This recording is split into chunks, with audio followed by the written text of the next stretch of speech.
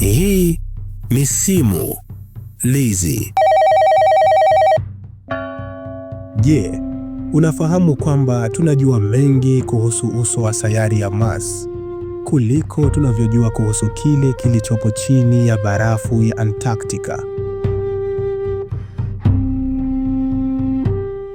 Bara hili lenye ukubwa mara mbili ya Australia limefunikwa kwa barafu yenye unene wa kilomita kadhaa.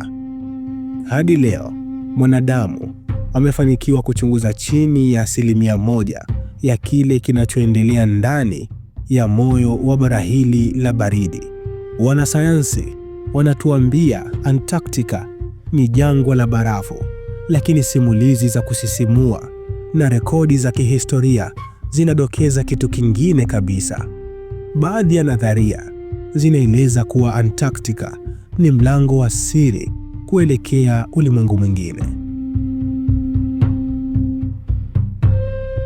Siri kubwa ya Antarctica ilianza kupata umaarufu mnamo mwaka 1946 kupitia kwa mtu mmoja, Admirali Richard Byrd. Alikuwa shujaa wa kivita wa Marekani na aliongoza msafara mkubwa wa kijeshi kwenda Antarctica ulioitwa Operation Highjump. Hii ni simulizi. Inasemekana Byrd aliandika kwenye shajara yake ya siri kuwa alipokuwa akiruka juu ya Antarctica, aliingia kwenye tundu lililompeleka kwenye nchi yenye kijani kibichi, hewa yenye joto, wanyama wa ajabu na viumbe wenye akili nyingi. Admirali Richard Byrd alieleza kuwa alifikishwa mbele ya kiongozi wao ambaye alijulikana kama The Master. Kiongozi huyo alimpa Byrd ujumbe mzito wa onyo kwa binadamu. Alieleza kuwa wao walikuwa na wasiwasi mkubwa kuhusu matumizi ya mabomu ya atomiki yaliyotumika katika miji ya Hiroshima na Nagasaki. Na nukuu, "Wasiwasi wetu umeanza sasa, kwani nyinyi wanadamu mmeanza kucheza na nguvu ambazo si zenu." Hayo ndiyo maneno aliyoambiwa Byrd na kiumbe ambacho alikiita The Master katika shajara yake ya siri. Admiral Byrd aliambiwa kwamba viumbe hao wamekuwa wakiwaangalia wanadamu kwa karne nyingi, lakini sasa ulimwengu wetu umeingia hatua ya hatari. Byrd aliamriwa kurudi na kufikisha ujumbe huu kwa serikali yake. Alipoufikisha ujumbe huo kwa viongozi wake, walimwamuru Byrd kunyamaza na kuonywa asizungumze swala hilo kwa mtu yeyote. Hii ni simulizi. Admiral Byrd pia alirejea Marekani na onyo lingine la kiufundi: uwepo wa vyombo vinavyoweza kuruka kutoka Antarctica hadi Antarctic kwa kasi ya ajabu na chini ya dakika chache sana. Inashangaza kwamba leo sayansi inaanza kugundua mambo yanayofanana na madai ya Byrd. Wanasayansi wa kisasa wamegundua chembechembe zinazoitwa neutrons zenye tabia ya ajabu katika eneo la Antarctica.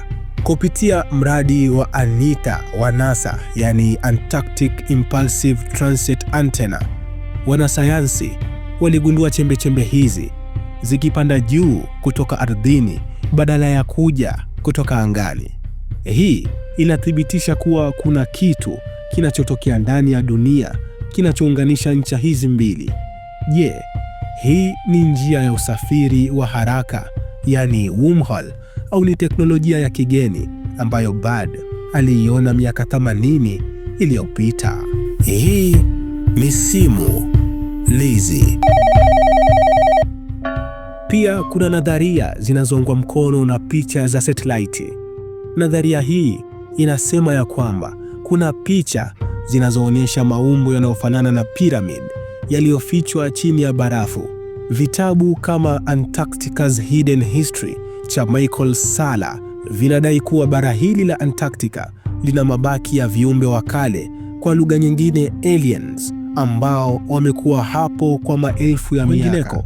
Watu kama Corey Gordon umezungumza hadharani kuhusu Antarctic civilizations zilizoganda kwenye barafu.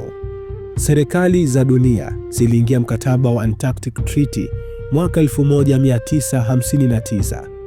Je, wanazuia watu wasiharibu mazingira ya huko, au wanaficha tusione kile kilichopo katika bara hilo? Hebu fikiria nchi ambazo zimeshindwa kuleta amani duniani, nchi ambazo zimeshindwa kukubaliana katika mambo na kuingia vitani, kupigana na kuuana. Iweje leo zikubaliane kwenye swala moja tu la the Antarctic Treaty? Hii ni simulizi. Leo Antarctica inabaki kuwa sehemu pekee duniani ambayo haina raia wa kudumu na imefungwa na siri kuu. Je, asilimia 99 ambayo haijulikani kuhusu bara hilo la Antarctica inaficha nini haswa? Na je, ni kweli kuna viumbe wanaoishi ndani ya dunia yetu na kututazama kwa wasiwasi? Jambo moja ambalo ni la uhakika ni kwamba mpaka siku mwanadamu atakaporuhusiwa kuchunguza kila kona ya bara hilo, Antarctica itaendelea kuwa fumbo kuu la sayari yetu. Hii ni simulizi na Jodia Ibrahim.